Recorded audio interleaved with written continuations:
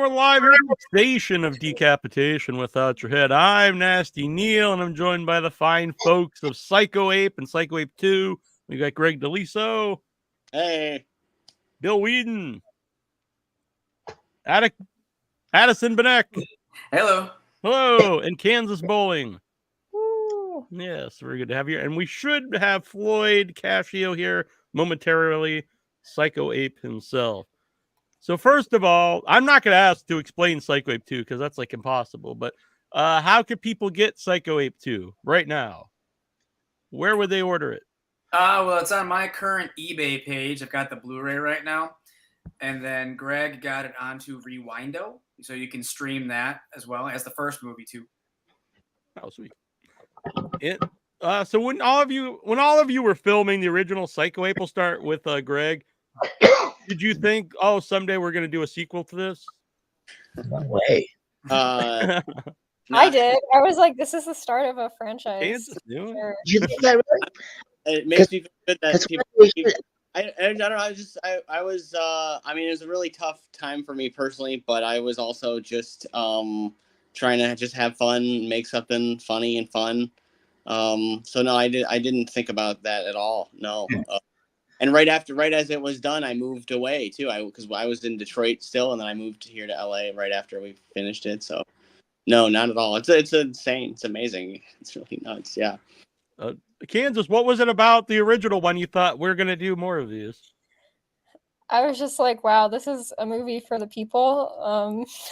They're gonna demand more. I know, talking to Bill, he wasn't even sure about the movie until he saw the finished cut of the first movie. Well, I thought it was great fun, and I loved making it, but it seemed like a goof, and I didn't know what it was about. I mean, I could figure out what it was about, but it just sort of was everywhere at once. And then I saw the edited version. I thought, this movie is hilarious. It's just so funny. I saw it 10 times. Oh, wow. There's some movies I made that I can't even see once. It's so bad. But then I saw this one 10 times. And I really did. And I loved it. And now I love the sequel, by the way, which is... Oh, well, that's good. Yeah. You said completely indescribable. How many times have you watched part 2? Oh, so far I've only watched it, I think, 3 times. But we got to get those numbers up. Watch from eternity. I've just been very busy. I haven't been able to, and there's something about part 2 that it's so very strange. It's like it makes the first movie look like a very mainstream picture. It's just everywhere at once. I get very annoyed when people misuse the word unique. They use it when they mean unusual. They say it's very unique. This is a very unique movie. This is a lot more unique than me. No, unique means one of a kind. Yeah. Psycho Ape 2 is unique. It really is. It's totally unique. I've never seen anything like it. I would agree with that. And so Greg and Addison, along those lines, like, I know you have like a script, an idea, like how the movie's going to be, but I was there. So I know some of the stuff just happened while you were filming. So how much of what the finished movie is, how close is that to what you guys thought it was going to be originally? Far cry. I don't know. We figured out, I mean, once I saw Greg's first cut and I realized, like, there's a lot of stuff missing here that we didn't shoot, that we just, for whatever reason, 8-day production, things just get lost in the shuffle. And the funniest stuff is just the outtakes anyway, So when it's just the crazy stuff all cobbled together to make a 60-minute movie, I mean, isn't that more fun than actually sitting through something that seemed like it was structured? I don't know. It totally is. It totally is. I mean, just being with these people, was just so much fun. I just loved, like, just hanging out with Kansas was so fun, and the other guys too. It was such a seriously. I mean, I just like how much fun can you have? That's a lot of fun. Yeah.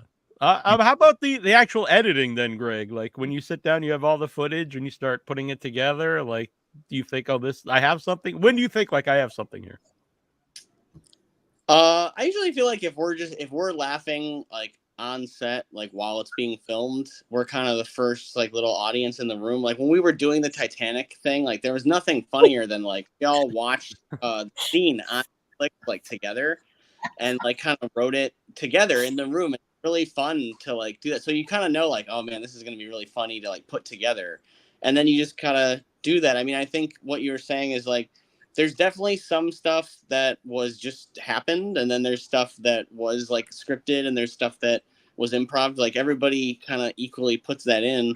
And my goal is like when I'm editing it is I always sort of think like I want to just overshoot a lot. Like you shoot whatever 10 plus 17 hours of stuff, and then just sort of like whittle that down really fine. You know, I mean, it's still everything. It still feels too long. Like it's, you know, it's like I always think everything will feel Will too there long. ever be the 10-hour cut of Psycho? Yeah, no, there's You don't sometimes want to watch that. People don't want to see that. yeah. People say they want to see that, but they don't want to see that. Yeah. There's nothing else. It's just that stuff. Everything, yeah. But no, it's just I don't know. It's just I try to just find the jokes and whittle it down, I guess. And sometimes it's fun to just experiment to like how long can this be? Like what if it just keeps going, or you know, that kind of stuff. Trying to combine those like little styles. It's just kind of fun, but you just try to have fun. I don't know. Yeah. Kansas, what did you think of Psycho Ape 2 when you saw the finished cut? I haven't watched the finished cut yet. Oh, okay. Well, We I won't- watched no spoilers for Kansas here.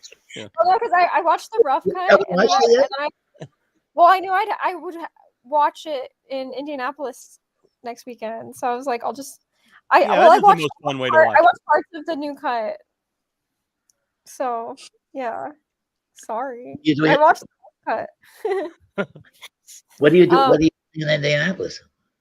It's screening at the Severin sleepover at the drive-in in Indianapolis. What is it? Is it the 20th? Yeah, it's next Saturday.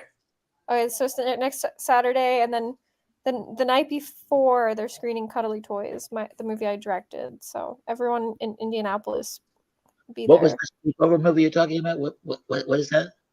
Psycho Ape 2.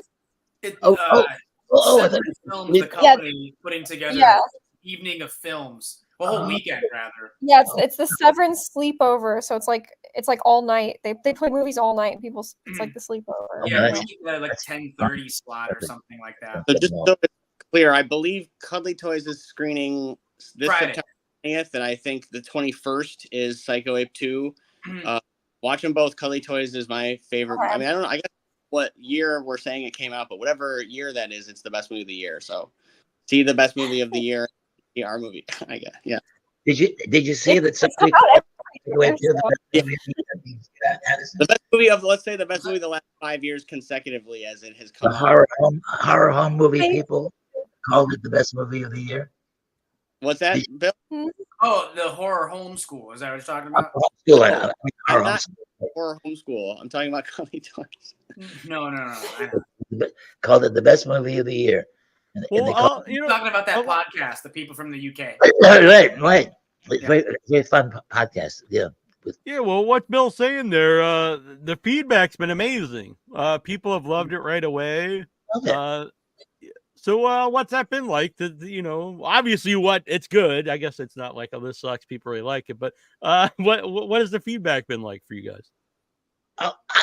I'm just amazed that people are loving it that much, even though I do. But it's so strange that I'm surprised that it's connecting with people that well. But it really is, right? Am I right? Yeah, no. It took a couple of weeks before we got like a really bad review. Right. A really bad one is honestly hilarious because it was a dumb bad review too. It was really dumb. I don't know if it was dumb. I it's just funny. It's funny when someone gives something that is like 60 minutes of craziness and outtakes. Like, it's not for everybody. Like not everybody is going to like it. So when someone voices their opinion, like, "Hey, I don't like this," it's like funny, I mean, he gave it a 1 star, and that was his honest opinion, and so like that's funny.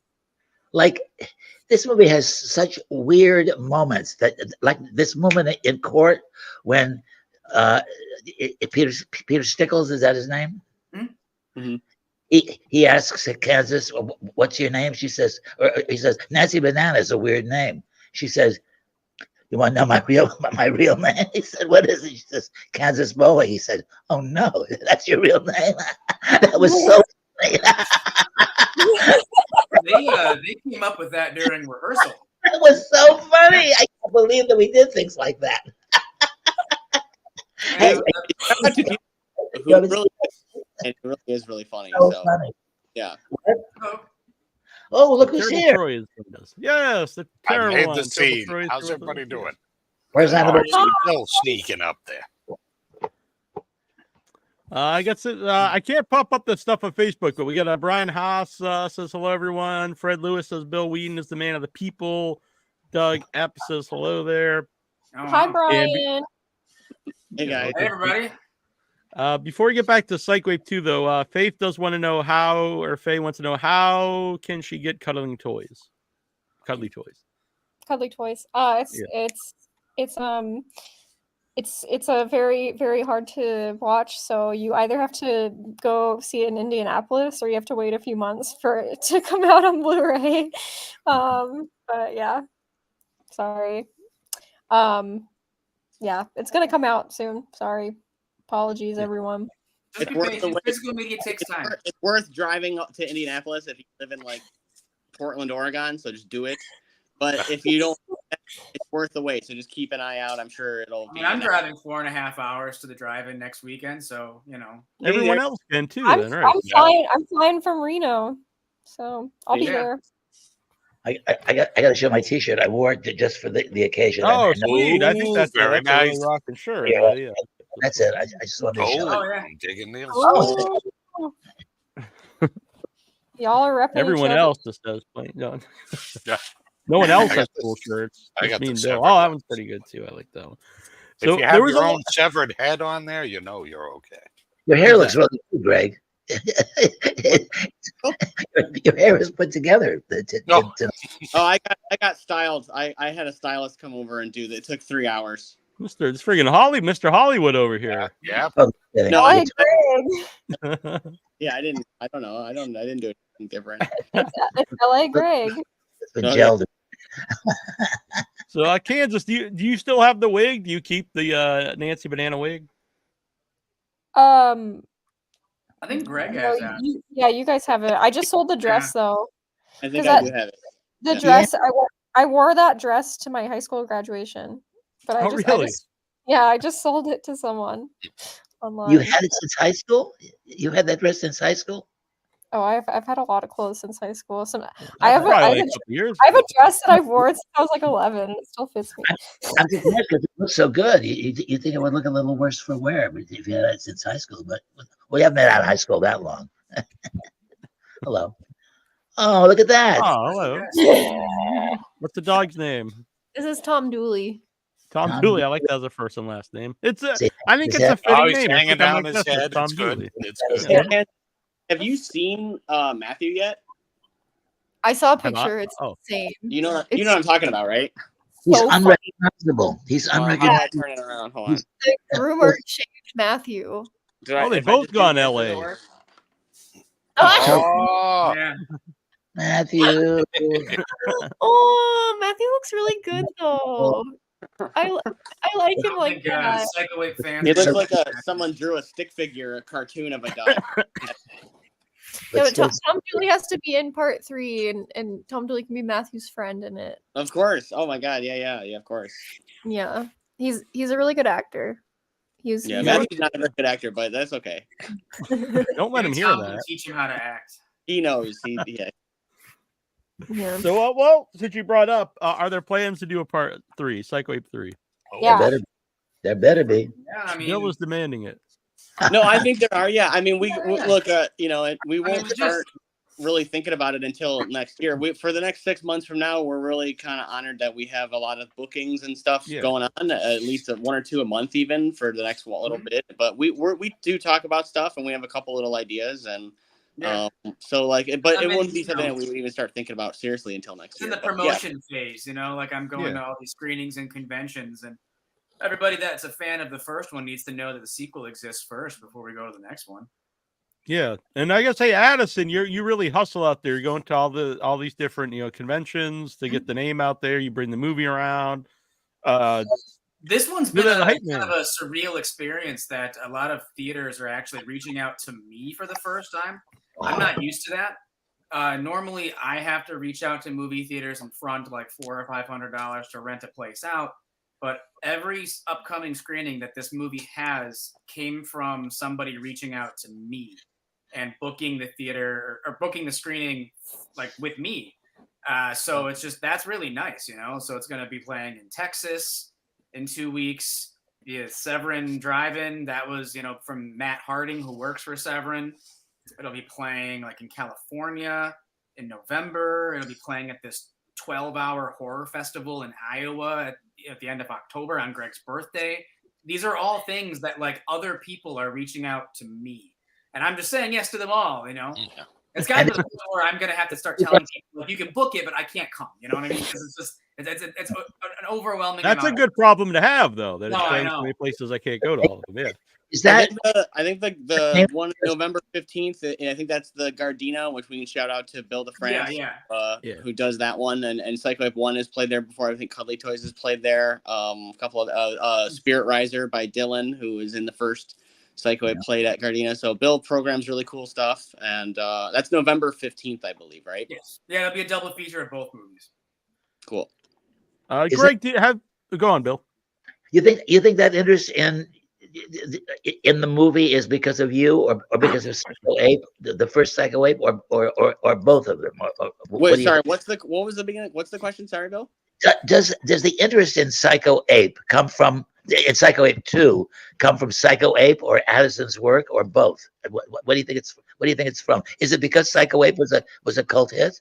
Well, I mean, it's both. It's a lot of the people who are reaching out to me are familiar with the first movie, So, and they're people that I've met, you know what I mean? Or I'm, are friends with on social media and things like that. So, Right. A lot of these, yeah. I mean, there's going to be another screening in November, and that's like November 1st. Going to be in Delaware.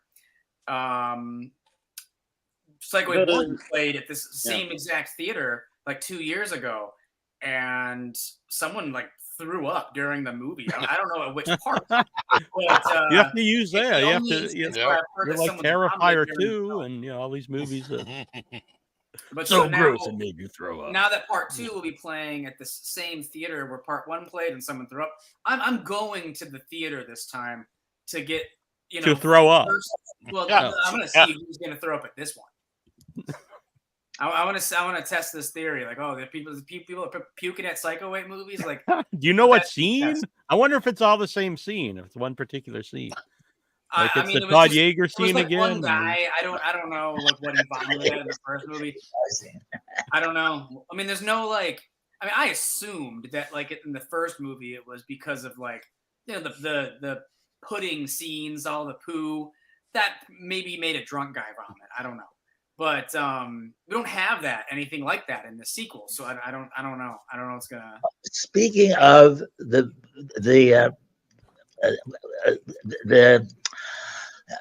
sign spinner thing, where he shits on the sign spinner, I heard the most interesting, sort of interesting, comment that Psycho Ape made a mistake. There was corn.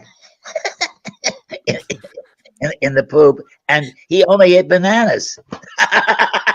Somebody actually picked up on it. Well, that's why that guy gave it 1 star. He's like, exactly. That was the one inaccuracy. Exactly. Yeah, I'm sorry, I just couldn't take it. I had to put that in here, The one continuity error within the first movie. Right. But that does remind me of my first 8-bit character I did. Addison was like, that doesn't look like a banana. It looks like he's holding an ear of corn. And so close enough. It took me 3 months to redo the banana. Craig Muckler of Microwave Master. What was that? I'm sorry. Neil froze. It's a good photo of him. Oh, I like that. No, it is. Yeah. He looks nice and peaceful there. He looks happy. Someone of Microwave Massacre. Mhm. What was that? Do. Microwave Massacre. Whoever it Eminem. is, yeah, they froze Neil. Neil's still frozen. Yeah. Either that I or can he's just putting us on. He's just like, I can show you his see how long I can I stay. in forgot it. it's like There a it says hello and house. Oh, there we There you go. go. See, I knew I it. was just asking. I was just There we putting go. it I was on just the my internet went out. I was Tom just Dooley was gonna, about to take over your Oh, show. he was doing the staring Yeah. contest in part 2. You won. probably a much better. Yeah, he's much better host than I am anyway. I'm sure. So.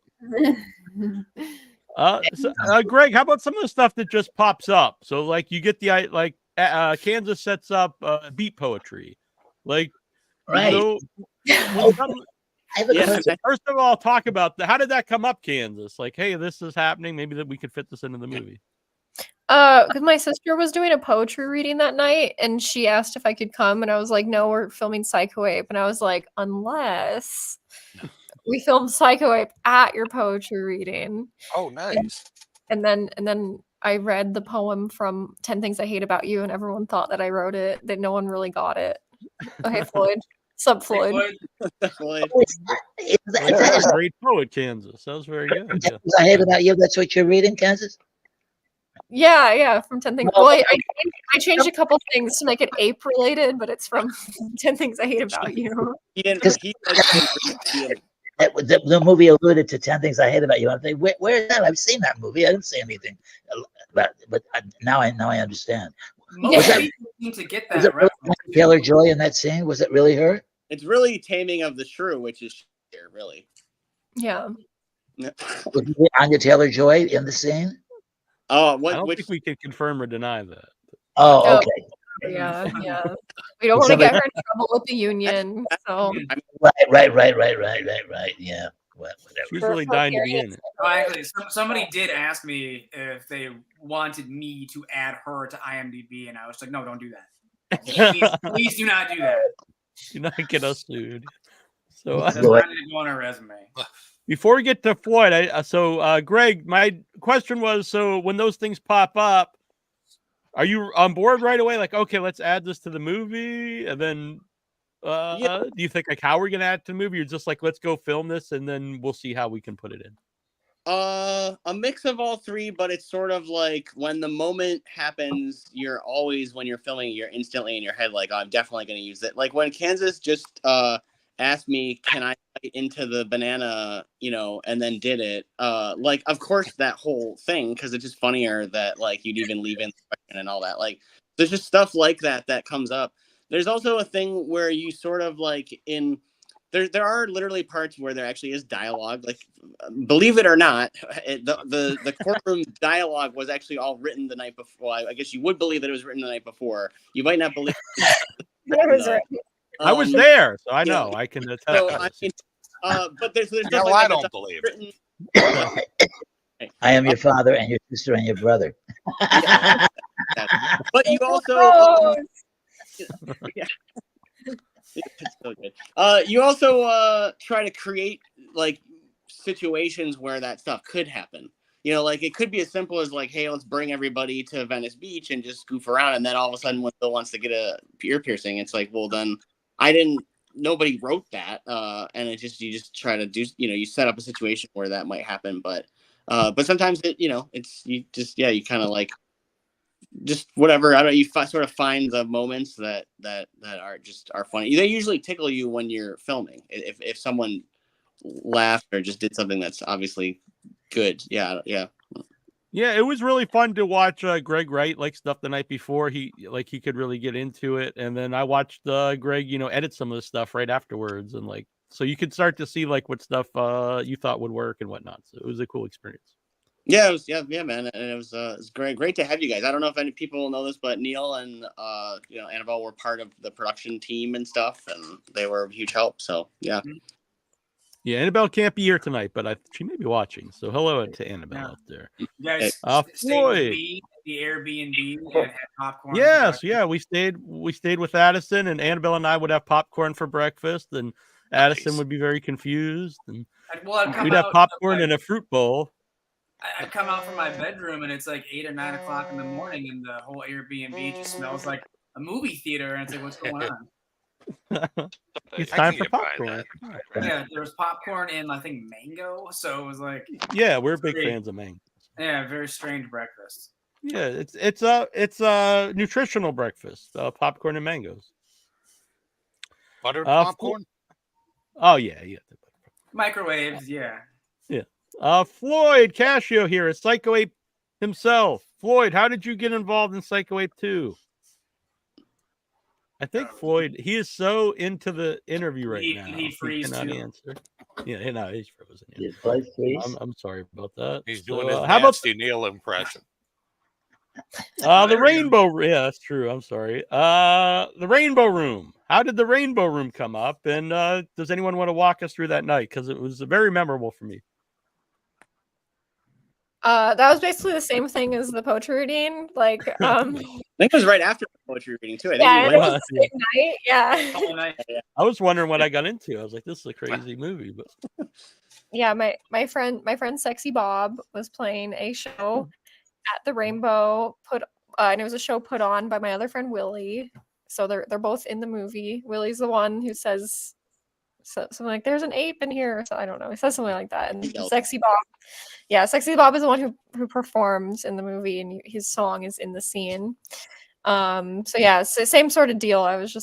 They invited me. I was like, I'm filming Psycho Ape, and I was like, unless. And did you think that was gonna? Because it did. We weren't sure if we were actually gonna get in. I don't know how much you want to talk about that. But Greg, when we were there, did you think like this is just gonna be a big bust for a while? I guess. I mean, sometimes the busts can be funny too, though. That's like true. having footage of it. I mean, I wasn't really able to get footage of any of that part of it, but it's like we were out on the whatever is at the Strip. I don't know anything about geography, but we were out on the whole street. Yeah, there you go. So we could have like filmed some other stuff and just got, it's like, Yeah. I mean, it's So it all worked out fine. Yeah. All right, Floyd, I think you're here now. How did you get involved? How did you become Psycho Ape in part 2? He's muted. He's muted. Floyd, We cannot you're hear muted. you, Floyd. Floyd, unmute yourself. Oh no. I think it says I tried to unmute you, but there we go. Oh, there we go. No, you're not. Speak quickly before anything I'm else happens. technologically impaired. You're not wrong. Honestly, it just kind of came up with that in the first Psycho Ape. They had somebody, and he didn't want to reprise the role. And Greg had seen me and knew that I was doing creature work for other effects. I've also been in prosthetics, so he knew the suit wouldn't be an issue. And he just asked me if I wanted the role. I said, "Why not?" It was. And so I was there when you first put on the suit, and you didn't think it would be an issue, but it was much hotter than you thought it was going to be as we started shooting. Very much so. The park. It was the hottest. That and Venice Beach probably. Where I never realized in 10 minutes I could bake like a potato. It happened quick. I said, maybe why you could, not? Sorry. Yeah, maybe you could sell those at some screenings, a baked potato inside the Psycho Ape suit. With minimal hair. Don't worry. Yeah, With or Floyd, without, it depends on your choice. Yeah. Brian wants to know for Kansas, what prompted Kansas to make fun of her own name? Well, I know it's a weird name. Can't deny that. I don't know. It's a memorable name. Once you hear it, you don't forget it. Yeah. I don't know. It was good for the scene. It was good that you guys came up with that, like on the spot. The scene is hilarious. It's hilarious. Is that fun for you, Bill? Working on a movie, that there is a lot of improv and like we can try some weird stuff while we're making this. Yeah, that scene in the car when we're driving along, and Kansas is driving, and we're talking with the ghost girls, and the subject of Ghost World comes up, and this whole rap about Ghost World. These people on the horror homeschool. They just picked up on that and thought it was so great. But that I happened to mention that when I saw Ghost World years and years ago, I thought Thora Birch would be the stepping out, but it turned out to be Scarlett Johansson. And it was a throwaway idea, but there were so many of those throwaway ideas in the movie that just you didn't think that they would make any sense, but they sort of do in context. Yeah. It's. I mean, if we stipulate that nothing in the movie really makes sense, then the things that the throwaway lines they do, it's what it's about, right? What is the movie about? Hunter and Dorothy were the ghosts, by the way. They're really cool. They're in both movies. Oh, they're wonderful. Yeah, they're wonderful. Yeah. I thought there would be more of the wrestling match since it was so hard to set that up and we all had to go out there, but there was very little of the wrestling match in the movie. But that was a really fun night, wasn't it? I had a ball that night. For me it was, but I don't know for everyone else. So. Yeah, I got to sell a stunner. It worked out. You got to what? Had you ever taken the stunner before? Not outside of a trampoline. As a 11-year-old.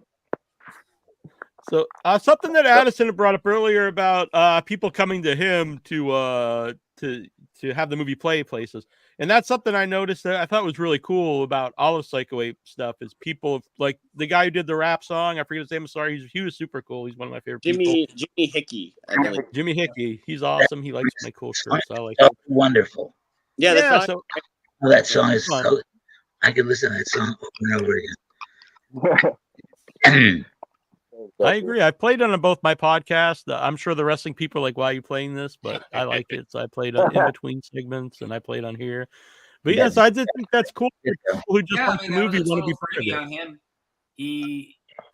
I sort of don't really remember like how it even came about. He came to set. He had this song. We had already shot what we needed to shoot at that park. And so it just became a music video.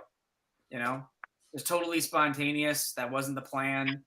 But now it's the end credits of the movie, and it's a lot of fun. It's a fun way to end the movie. Floyd, have you seen the finished movie? I have seen the most recent edit. I have not watched the completed version yet, so I have an idea of what the movie is, but I'm not certain on the final cut. All right. Are you waiting for a screening of it, or? I would go to that with my castmates if it was happening, but I have a hard time watching myself a lot of the time. I get in my head and always think I could have done better or things like that. When I'm by myself, at least, when I'm with people, it's like, yeah, we're having fun. But when I'm by myself, it's like, oh, I could have done this. I could have done that. I could have been more noodle armed. I could have been crazier. Like, especially like knowing now what I knew then, if I could have gone even crazier, I feel like. So I always had that in my head. Floyd was great in the movie, and he really is great in the movie. No, I mean, it's not easy to pantomime behind a sweaty, hot gorilla costume and to express, that's not an easy task. You get, lost in the shuffle of the craziness anyway. Like on top of it, just there's so much lunacy going on within the movie. And then you're in the back sweating and you can't speak. You have no dialogue. Oh, not until the end. You speak. Yeah. I have to, ordinarily, yes. What Addison has said is right. He does have lines. I think Floyd gave the lines beautifully. I think he was really. The lines were all great. I also think it's. I back up what Addison says though. It's like you're kind of this puppet in the scene, and you did a lot with it. There's some shots where you're just sort of in the background of a scene of other dialogue, and you're coming up with little stuff to do. I think in the courtroom you're like picking your nose at one point, and there's just little things like that. You were adding a lot to it all the time, and it made it a lot funnier. And anytime you had to actually do something, which was lines or do some kind of bit, you always knocked it out of the park. So it was man. Lifting the mask during the Titanic scene, you mouthing "what the fuck." That's really funny too. That's a really funny. Yeah, that was one of my favorite things to film. That maybe the dinosaur bit. And there's a scene where we take a nap, and there's only one of us that grabs his crotch. That's you. So that's true. That's true. And that was pretty cool. I wasn't. I couldn't be there for the the court scene, but it's one of my favorite scenes in the movie when I get to watch it. And so when you're filming that, Greg, do you know like ahead of time, like I'm going to shoot this where I know it looks, we know it looks like a stage, or is that something like once you get there, like I think this will be funny? No, we hadn't seen it. Well, the only pictures that you see are on like Gigster or whatever, which is just an app used to like find locations. The photos are all staged and lit, and you get a general idea that it looks good if you bring all this extra equipment, but we did not have that. So when we showed up, there were no lights, and we didn't know the ceilings were going to be all exposed. When I panned up and saw the ceiling behind Peter's head, it made me laugh. So I just figured to do it that way. It's just better. It was better that way. I mean, it's obviously a set that you can hide that stuff if you want. For every other production ever, they hide it. But it was just funnier to show it. I would not recommend that location again. It wasn't. We didn't know. That was not one that can. No, I mean the backstory is a lot of backstory or whatever, but it was expensive and they imposed a lot of heavy duty rules on us that made that day pretty crazy and chaotic. Yeah, they said that if you touched anything, like if anything was in a different spot when you left, even if the gavel was like turned a degree, they would charge you some or they would keep your deposit or something. Yeah. Wow. It was really right. Yeah. It was really like harrowing. We had 6 hours and we got through basically all the material, and it was all, I mean, it ends in the movie and stuff.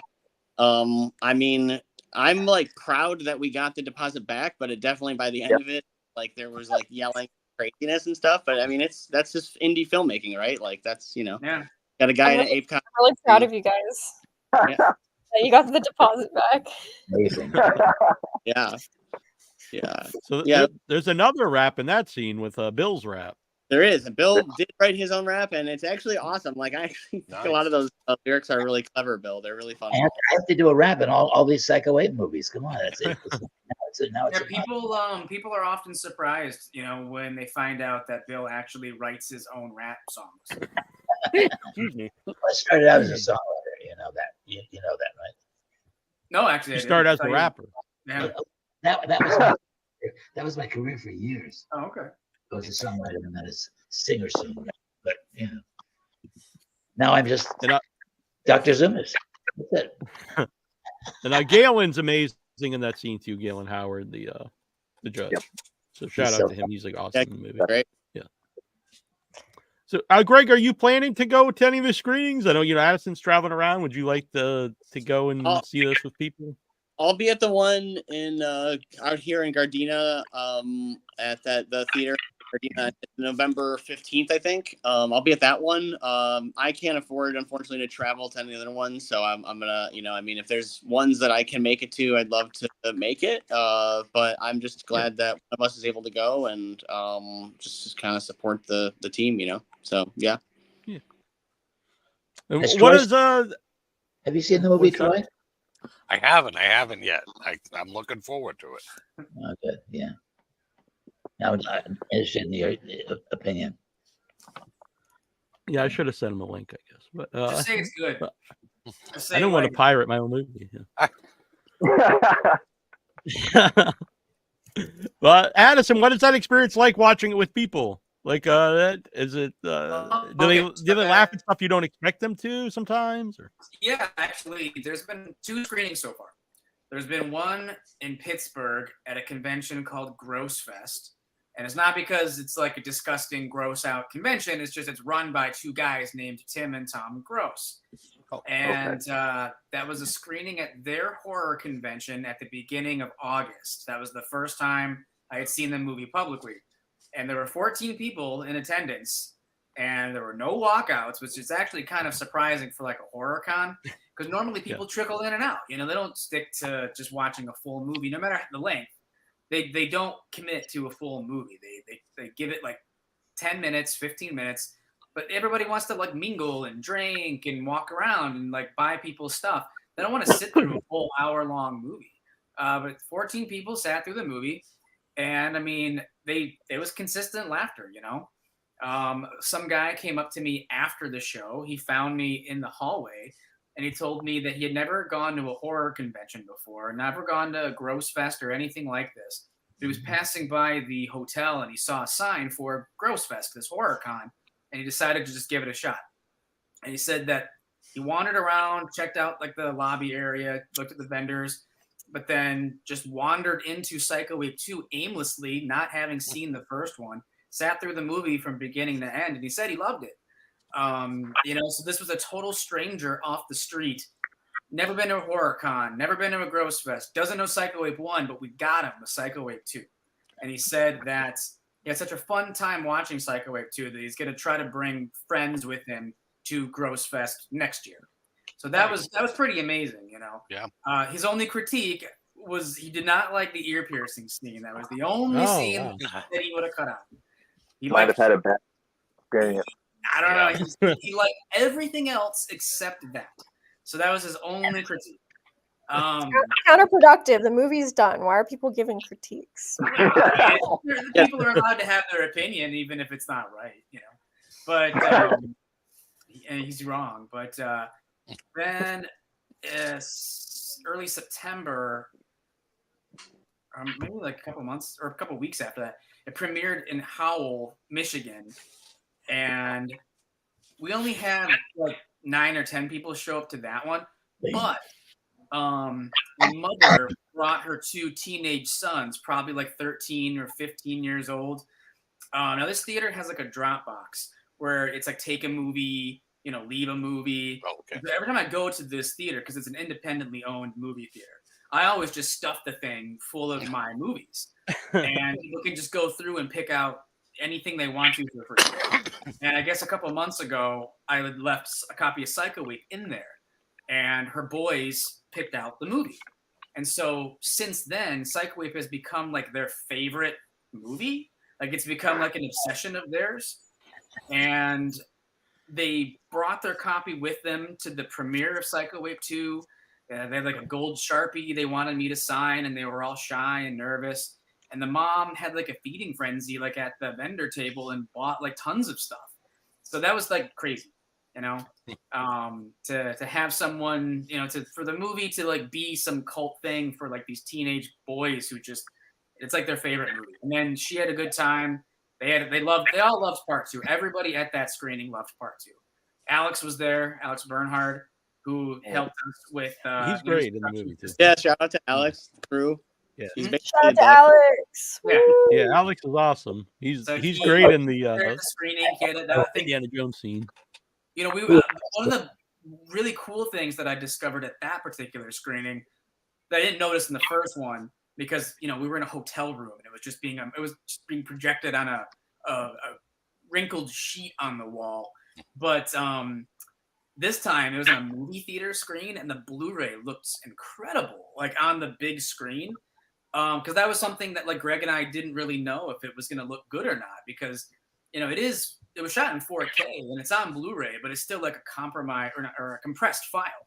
But it looks amazing, and it looks amazing on the big screen. So I'm going to be really interested to see how it looks like on a drive-in screen. You know, we'll see. You know, Bill in all his glory on the drive-in. You know, wish I could be there. Gee, I have a good friend in Indianapolis. I'll have to get him to go. Oh yeah, tell him to go to Cuddly Toys too. Brian Northrop. Do you know Brian? Yeah, I've talked to him at Cinema Wasteland before because he volunteered at the Troma booth. He's a great guy, and he lives in Indy, so maybe he'll show up. I'll tell him about it.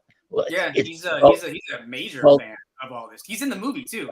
He submitted cameo footage of himself holding 2 hot dogs. He's in one of those things where Forrest is staring at the camera. Yeah. He becomes scared and tosses his hot dogs. All right. Oh, right. So, what's the name of that thing? Something sleepover? Severin. Severin. Yeah. What's the first word? Severin. It's I mean they're pretty famous. Company puts out. Yeah. The guy gave me when we shot the ones that feature Smash. Severin was the next booth over. Remember that, Neil? Yeah. Actually, they're in the deleted scenes. We have a scene of them in Once a Future Smash, but it was cut out. I was looking at the deleted. I just got the Blu-ray today, and I was looking at the deleted scenes. There's a lot of them. Yeah, Yeah. Oh, Shout out to Michael and Sophia who are in Psycho Ape 2. They were really funny in it. They've a couple that's eating the banana and The Lady and the Tramp. Yeah. moment. Then they just had their Nice. Lunch and Future Smash starring the Bill Weeden, because that just came out. So congrats to them. And Neil, you obviously producer on that. So congrats, guys. Who was that? Who was that? Who was that? No, Michael and Sophia. Yeah. So Floyd, I don't know if you know this, but a friend of everyone here, I think Matt Skinner, he's getting a tattoo, a Psycho Ape tattoo. I happen to know what it is, and I don't want to spoil it, but I'll just say this: it may be your likeness from Psycho Ape and Psycho Ape 2. All right. So how do you feel about you're going to be tattooed on someone's flesh? Power to them. If they think I'm pretty enough to be on their body forever, it's a confidence booster for me. That'd be pretty sick. I'd love to get a picture of that if he does go through with that. Oh, if you know Matt, I'm sure it'll be everywhere. He's definitely going to commit. He keeps me up to date on that too. All right. Yeah, I'd be Bill. down. Bill. How about your big scene with Todd Yeager? How did this come about? And this is a fan favorite scene, I think. It was the favorite scene of Chris Wakefield from Horror Homeschool. It was my idea. I'm ashamed to say it was my idea. And Todd got right Greg's like was not mine. It was my idea. On screen, it says that the Titanic scene was my idea. That was not my idea. I love Bill. It was your idea to get naked. Yeah. It doesn't say that's your idea. It just says that you really want to do. I've got nude scenes in 4 movies now. I think somewhere along the line, I was a closet exhibitionist, and in my later years, it's coming out. I guess better late than never, yeah. Very weird, but I love it. And but the that was my idea. I thought it was funny. And I didn't realize it was going to be turned into a dream sequence, which I think is hysterical. That's so funny that suddenly, and then this very funny moment, which I guess is an edited, but it was so funny when Kansas says to me, "I had the most wonderful dream," and I look at her with this like licking my lips. I said, "So did I." Something like that. That was hysterical. After what's happened to me in the dream. Right? Get my ass Kansas, you had a very interesting prosthetic for your dream sequence.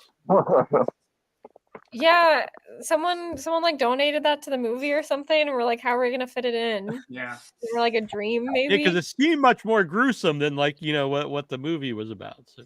Yeah, it's like big old. Yeah, for people that are on the fence about watching it, watch the movie. You'll see my big boobs in it. Oh wow! Yeah. Mm-hmm. You'll see a lot of Bill, and you'll see a lot of Kansas. Olivia something, is that right? Yeah. I also think Bill knows Olivia. Everybody else picked up on this, but in the music video, Kansas is more lustful than I've ever seen her look. She does things in that are so lustful. Well, all I can say is lustful. I don't want to say anything more than that, but it's in the Jimmy Hickey video. It's like, what They're in the end credits. What am I doing? I don't know. Riding around on the ground. I don't know, eating a banana. Things, there are takes that you do. Saying, it's very funny. Like Nancy Banana. Maybe nobody else will pick up on that, but am I talking through my hat, or did anybody else? No. I think that's really good marketing, Bill. I think everyone should go. Yeah, I think you're really selling some Blu-rays here. What you're talking about, how lustful I am in the Jimmy Hickey video. You just have to wait to the end credits to get to the That's gonna go on the Blu-ray. Kansas bowling at her most lustful. Yeah. That's a great quote. I like that. Just look at it again, and you'll see what I mean. very funny too. Yeah, Just- you'll see what he means, you guys. Just watch it. Oh yeah, I'm gonna watch it after the show on loop now. So. Yeah. I think anyone that's gotten this far in the interview is probably already going to watch it anyways. So I don't think we have Yeah, to. no one's watching it this Right. point. the whole music video was so This good. interview's gone on like as long as the movie is. So I if was you're gonna gonna say, watch they're the about whole to- interview Part to of determine the whether you're gonna watch the when movie. end credits happen. This is We the- do have our next guest here. He's waiting patiently, so we can get to him. But Greg, where can people follow you, and what do you have anything coming up? I'm still working on Bad Brain. I'm in post on that, and just making it in between life, and trying to live life and get it going. But Kansas is also in that, and that's gonna be great. And I'm just on like Facebook and Instagram and stuff. I don't know where to find me really other than those places. If you want to watch the movie, like I said, it's on Rewindo, which is totally worth the subscription. There's a ton of really cool stuff on there. And it's affordable, like $7 a month or something. So that's a great thing. I believe it's on Roku, but it's also just you can just Google Rewindo and you'll find it. The DVD, the Blu-ray is available. DVD will be coming soon and stuff. And then we got these different screenings coming up. So what is it? Addison, we got September 21st and the 20th for Cuddly Toys in Indianapolis. That's the Severin sleepover. So check both of them out there. There's the September 28th is We Love Video, I think, in Austin, Texas. So watch it there. I think Addison will be at that one. October 25th, which is my birthday, it'll be Iowa City. It's part of a 12-hour block, which it screens at midnight, but I mean, go there for the whole thing. It's like a Friday to Saturday night block of stuff. And then it's there's a few others. So I don't know, just you kind of keep up with. It's a lot. It's playing at a lot of places. Are you a Scorpio? Me? Yeah. Yeah, I think so. Yeah. October 20. No. Now I It's know. on the cusp, isn't it, of something in Scorpio? Of Libra. Libra and Scorpio, yeah. Right. I think so. Maybe not. Maybe it's pure Scorpio. That's hard to believe because I really like Greg, and I'm a Leo, and Leo's a Scorpio. Natural I'm enemies. a Leo too. Now, now that he's a Scorpio, it's like he's not like you anymore. All bets are off. No, Scorpios are cool. I like Scorpios. Scorpios are very cool, but they're also Bill. yes, I sir. would say, What? Bill, where can people follow you? See what you're up to. Not back to your home, but on the internet. Oh, I'm very active on Facebook. You can access Bill Weeden on Facebook and find out what I'm doing. I have 3 movies coming out this month. That's awesome. Psycho 8 2. Very prolific man here, yeah. It's been released on Blu-ray, and Special Needs Revolt is coming out in about a week. Yeah, there's the Once a Feature Spanish Oh, slipcover and everything. cover with the Andy Warhol. It's amazing production. I love that. It's beautiful. I was just looking at it, and with great interviews by Neil and other and Michael and Sophia and then AJ Cutler who's in it and Michael's in me. It's a very elaborate situation and subtitles and all that stuff. I don't think Psycho 8 2 Blu-ray has subtitles, right? Am I right or wrong? No. Then You don't need them. what? You don't need them. You don't need them. No. You guys should put ape subtitles, so apes can watch the movie. I mean, we did sell some Blu-rays in like Japan, Germany, Australia, I think. Very true. We've So- already gone to like UK, Good luck. Germany, Australia. That's another screening that'll be happening sometime next year. Somebody in Australia wants to sweet. book the movie, so Oh, that's great. That's a we haven't long hammered out long those drive, details yet, Addison. but it is coming up. Oh, I just made a trauma movie too. Oh. I was in The Power of Positive Murder. Power of Positive Murder, which is based on Crime and Punishment by Dostoevsky, as done by Trauma, but it's all black and white, Nice. so it looks like a film noir. It looks pretty good. I mean, it looks very good from what I saw. Yeah. Yeah, Kansas. Where? Oh, I'm sorry. Was there anything else there, Bill? Sorry, I'm gonna cut you off.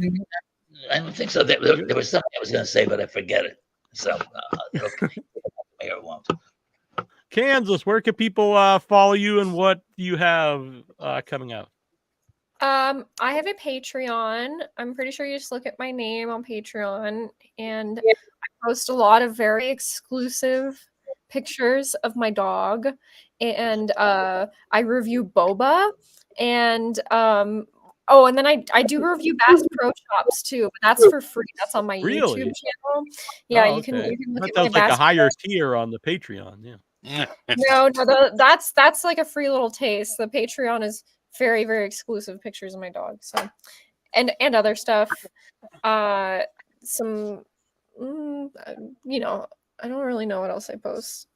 I talk to people and stuff, but otherwise I don't really do social media. Sorry, I have an Instagram up if you want to follow it, but I'm not going to post anything, and it's not run by me either. So it's run by Dan Trout, who's a mystery man. All right. And do you have anything? I have things coming out too. I got a movie called Cuddly Toys, and it's going to come out in like January or something. I don't know. So. All right, I've not seen it. I'm looking. I would like to see it at some point. So, all right. Addison, how about yourself? Well, I mean, I'm on Facebook, Twitter, Instagram. I try to keep up on messaging everybody back who reaches out to me, because I mean, we're trying really hard to get this movie out there. You know, the first movie reached a lot of people, probably even more so than Greg and I will ever fully fathom, you know? And so it's kind of up to us to make sure that all of those people who are aware of the first movie, they need to know that the second one exists, you know? So that's why I'm personally going to all these screenings, and why, you know, I'm really trying to get the movie out there as best as I can. So any promotion helps, you know, it's all good. It's all very helpful to the movie. And, you know, Australia screenings, like, that's crazy, you know? And I don't think either of us could have possibly expected anything like that. So, you know, I'm sending the movie to places like physical copies to Fangoria, Bloody Disgusting, Joe Bob and Darcy the Mail Girl. You know, it's all very just, you know, video stores will be coming soon, you know, once we finish off with like Indiegogo backers. So I'm spreading that movie as far and wide as I possibly can. So I'm open to suggestions too. All right, very good. And are you working on anything currently? No, pretty much. I think this would probably keep you very busy. Yeah. This will be keeping me busy well into next year for sure. Yeah. Floyd, I'm sorry we didn't get to you more here, Floyd, but I'm happy to see you again. Oh, same. You're a good guy, and a shout out to Lo out there. Yep. She's amazing and incredibly talented and gifted young lady. And just because I don't know if it's been said yet, but we also owe you a big thank you for all the help you guys did on the set. So I want to tell you that, if I didn't get the chance to tell you already, that you're also kick-ass, Neil. Thank you. I appreciate that. Even if it's a lie, I appreciate it. No, I mean, I'm just you know, we definitely would have been in a jam. I'm just especially on like the courtroom day, like that was madness. Yep. And you know, your performance as, you know, the clown in the beginning, in the opening credits, you know, it's a good gag, it's a good visual. Yeah, I actually still have the nose. I didn't realize I brought it home with me, so I stole it from set. Oh, well, we're gonna need that back. No, I'm just kidding. It's property of Psycho 8 too, dude. Yeah, see me in court, and I will see the court then when you're suing me for the nose. We're gonna take you to court, but it's gonna be poorly lit, and you're gonna see the ceiling. That'll be part 3. It's suing me over the nose. Did Kansas leave? But thank you, though. In all kidding aside, I appreciate that, Floyd. Oh, not at all. Not at all. I mean it. Yeah. And I know Lo had told me that to just tag you and stuff because you don't use social media, and it's funny to tag you and stuff. Yeah, I had a really bad experience with it in my youth, and it just kind of turned me off of it. So okay. I still leave it up. I still log in every now and again to see if anything's been updated. I try to talk to people. I try to keep up I'm just, I feel like, you know, being from Louisiana and raised by both my parents who are already in their 60s, I'm a little older than I mentally than I, or at least technologically, than my co-stars. Greg walks circles around me on technology. Me? Yeah. I don't know if that's the good person Yeah, to that's use not, as a reference for that. You're doing real bad. Oh, that shows. Yeah. Yeah. And are you working on anything? I am. I don't know if I can talk about it yet, but right, like the girl you mentioned, Lo, Alondra Espinosa is working on a horror movie right now, and when it comes out, I will be. It will be fun. It will be taking place in Los Angeles, and I will be playing a monster. So very good. It'll be fun. I'm looking forward to that one. All right, very cool. Well, I appreciate everyone being here. Sorry I kept you guys late. What are you gonna say, Bill? No, thanks for having us, Neil. I forgot to tell you, I'm working on a project for it's coming up called Our Man Funk, which I've been working on for quite a while, which is a kind of a genre bender. It's kind of like Death Wish meets Parenthood, which is a kind of a weird mashup. Basically what it is. Family comedy, which is also a vigilante horror movie. So there you go. That one's all over the place. Yeah. I think you should always use that reference. It's like a Death Wish meets Parenthood. Death Wish meets Parenthood. Yeah. It's one of those. Yeah. When you go to Blockbuster, it's that section. Yeah, it's got that little section there. Oh yeah. All right, it'll be a very lustful Bill, like the lustful. Did she leave because I called her lustful? I don't know. No, I think. So I'm going to actually play that music video here. Yeah, and play then it. Show it off, man. Yeah. So play that, and then we're going to get Austin on, our next guest. So I appreciate all you guys doing this. Yeah, thank you so much, guys. Yeah. Love you, man. Anytime any of you guys went on, just let me know. Sweet. Appreciate it. Thank you. Yeah. How do I get out of here? Good night, folks. That's what everyone's asking. Yeah. I know. I am so invested in finding this creature that I'm trying to play a rap about it. Who's the ape that broke out of the zoo? Dr. Zoomer's watching everything he do. Hey, yo, that's Psycho Ape. Who's the primate that'll murder your crew?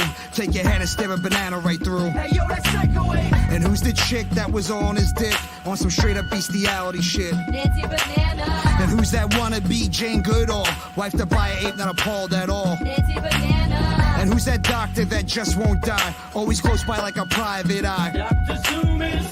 Who's the male psycho ape in the can? Dressed up like he's on safari in Pakistan. It's always asshole news, no matter what channel's on. I feel for the guy who died after being violently shat upon. Psycho ape, turn the body count up till the break of dawn. Dr. Zoomer's was so obsessed that he wrote this song. Go crazy, go bananas, go psycho ape. He broke out of prison just to see your fate. Go crazy, go bananas, go psycho ape. Nancy gonna cheer him on while you eat your face. Go crazy, go bananas, go psycho ape. Dr. Zoomer stay hating, trying to crack the case. Go crazy, go bananas, go psycho ape. Shot him like Harambe, climbing the Empire State. Go crazy, go bananas, go psycho ape. He broke out of prison just to see your fate. Go crazy, go bananas, go psycho ape. Nancy gonna cheer him on while you eat your face. Go crazy, go bananas, go psycho ape. Dr. Zoomer stay hating, trying to crack the case. Go crazy, go bananas, go psycho ape. Shot him like Harambe, climbing the Empire State. Bloodthirsty. Bloodthirsty. Blood.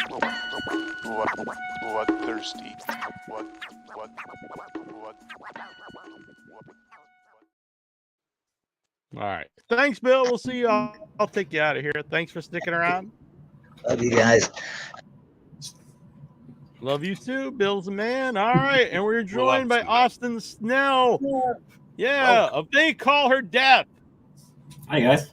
Well, how we doing? Yeah. Sorry. I hope you weren't waiting too long.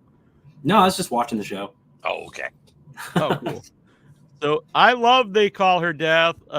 This movie's great. As soon as I love the poster, the trailer, and then I was like, I hope the movie lives up to the trailer, because I was like, can you pull off like does it gonna look like this the whole movie? And it does. So for people not aware, can you give them an idea of what They Call Her Death is? Well, thank you so much for the kind words. Yeah, it's our producer, Adam Jeffers, one of the producers, is also a graphic designer. And he made that poster for us.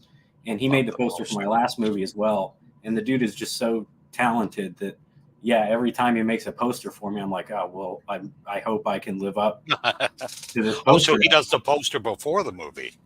Well, no, he was deeply involved in it the whole time, but okay. like he was working on it while we were in post because he knew what it was. So.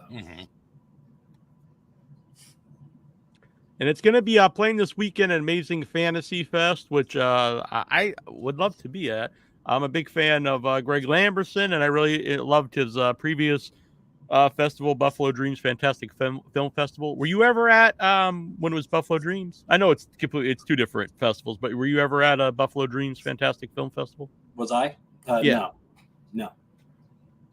So are you from the area? Like how did you like this is a festival like I would like to get involved in? No, I live in Kansas. So nowhere near Buffalo. And really it just it was knowing about Greg that kind of drew me to it, and that it just seemed like they were open to, there's a lot of horror festivals out there and there's a lot of Western festivals out there. And this movie skirts the line of both so much that it's kind of a tricky sell for just a straight horror festival or just a straight Western festival. So the way they described the mission of Amazing Fantasy Fest got my attention because they were very receptive to just genre bending, psychotronic weirdness. Now, that's what I like about a lot of festivals. It's movies that don't necessarily fit into one genre, or like you said, they can be in multiple genres, and I like that because. And so, have you had difficulty getting it into like you said, Western festivals or horror festivals? Well, we're just kind of getting started. This is our festival premiere, and I've heard back from a couple. I've heard back from a couple. Some I can talk about, some I can't. But we are doing Spooky Empires in Orlando. Oh, cool. Which is pretty cool. But yeah, we're just kind of getting started, still feeling it out. I anticipate, though, like I said, because it kind of dances between genres a bit, that we're probably going to get a fair amount of like, this is cool, but we're straight. It might not be for us, right? Exactly. And we know that going in. We know it's kind of a peculiar film, but for the people who are into this type of stuff, it's hitting a very precise sweet spot. I thought it was. I loved it. The gore, the look of the movie, the music, the lead, just that really worked. I thought all around. So, what was like the inspiration for They Call Her Death to make? Not just like, I want to make a Western. You like a movie that looks like a Western from a certain era, but then it's got a lot of the horror elements. Well, it's also largely to do with being film shot that made me want to get into it. It kind of started during lockdown. Okay. I'm sure you can see back here. I've got some like film prints. Yeah. Very nice. So I started collecting 16 millimeter prints and during the lockdown, and just kind of built a screening room in my basement. And I've been shooting 16 millimeters since I was in high school, so a pretty long time. But I'd never done a feature. So it really started with, I got very sick with COVID, first of all. I didn't end up in the hospital, but pre-vaccination, I got very sick and came out of it with just this renewed energy of like, I got to do the things I really want to do the way I want to do them because, time is so precious. So that became, it's time to make the film shot movie. And when I started thinking about the type of movie I would want to make if I'm going to commit all this money and time to shooting on film, I just knew I wanted to put my love of Westerns on display and my love of Italian horror on display simultaneously. Because there's been a lot of those types of like pastiche tribute movies lately, but I don't think I've seen anyone blend those two things, which are like kind of the big flagship genres of the 70s. Oh, yeah. And just kind of bringing them together in a much more,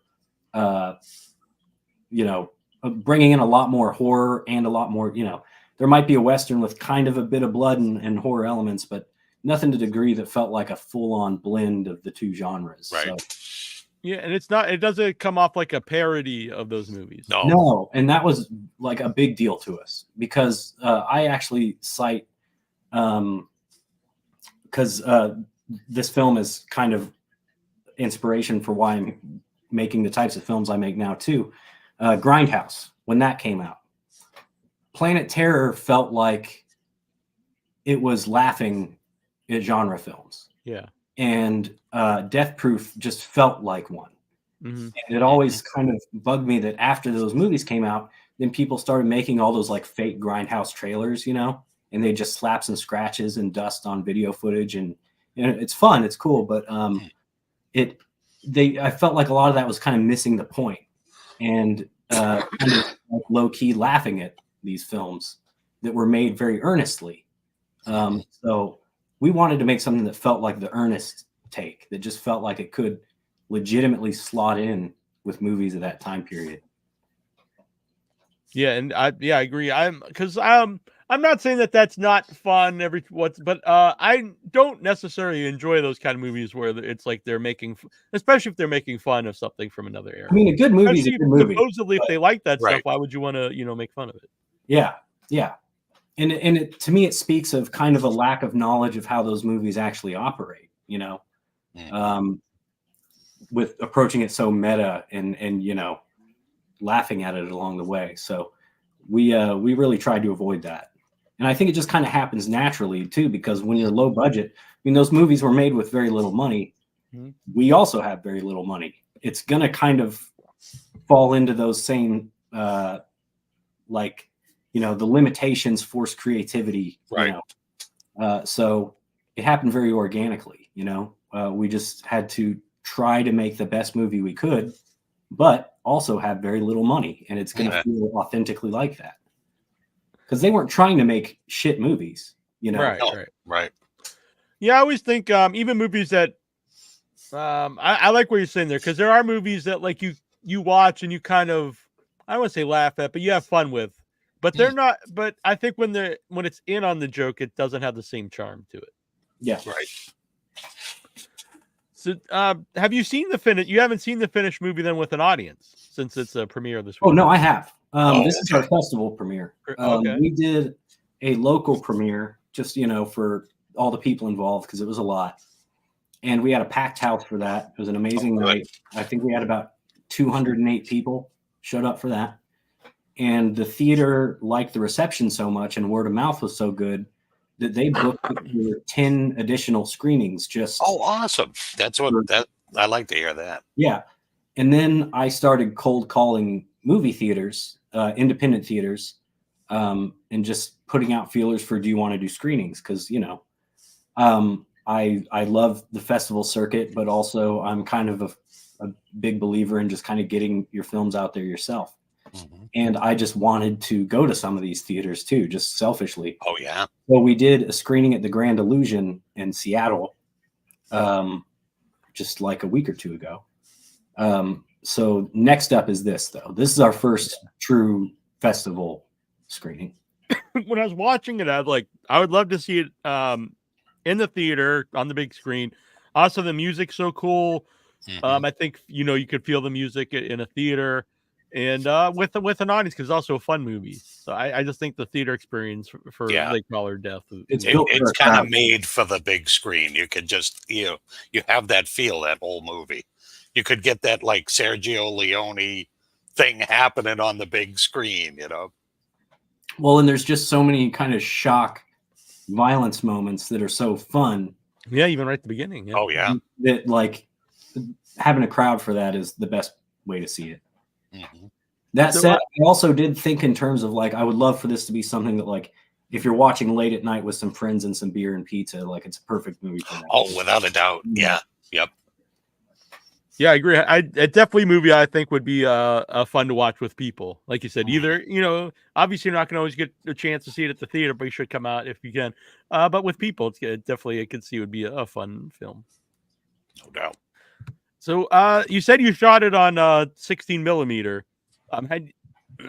What was that more difficult? What was like the differences like going in? Like you thought like this will go a certain way?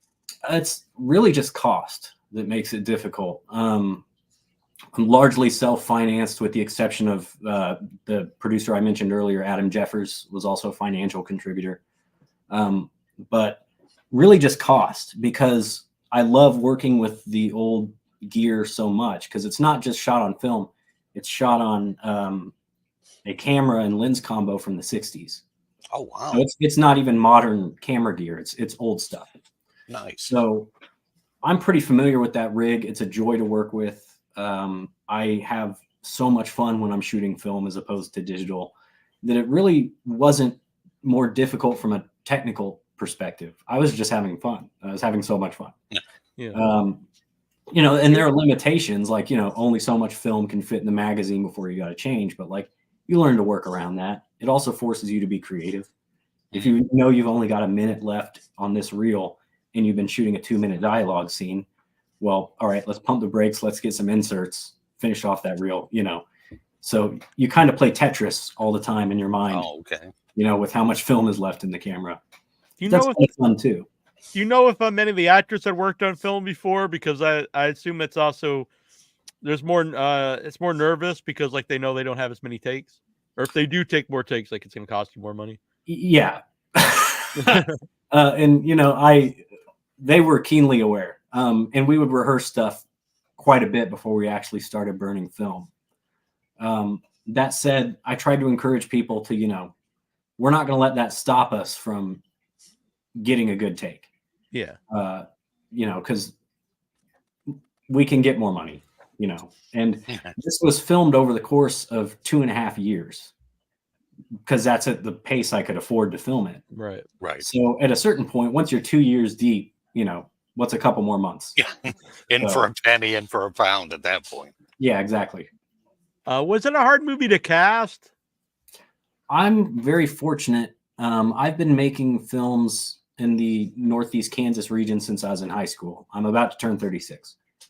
So I ingratiated myself with the civic theater community I'm originally from Topeka. I've since moved out of there, but the Topeka Civic Theater and also the theater communities in Lawrence and Kansas City are just so robust, and there's deep talent pools there. Oh, wow. So I'm very lucky in that I've got a team of people who are willing to just come out and work for free because they like making movies with me, because we've been at it so long.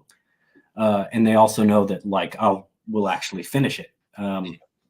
So yeah, it wasn't particularly hard to cast. I've got an embarrassment of riches in that respect.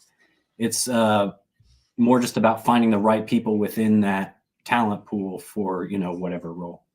And in the case of Sherry, who I hadn't worked with before, I mean, I got supremely lucky with Sherry Ripple. Yeah, she's great in the movie. I would assume that's a really hard role to find the right person for.